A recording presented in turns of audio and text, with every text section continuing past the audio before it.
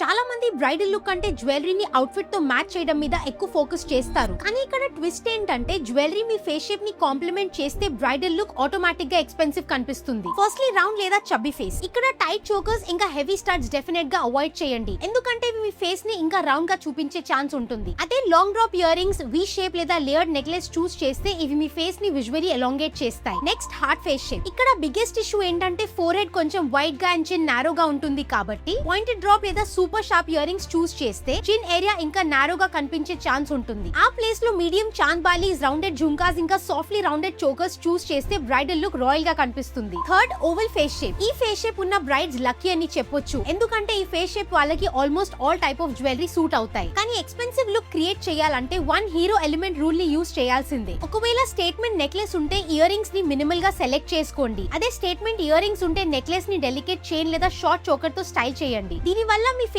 naturally symmetrical గా కనిపించి bridal look premium గా అనిపిస్తుంది. కామెంట్స్ లో జ్యువెలరీ అని టైప్ చేస్తే మిగతా ఫేస్ షేప్స్ కి free jewellery styling guide share చేస్తాను.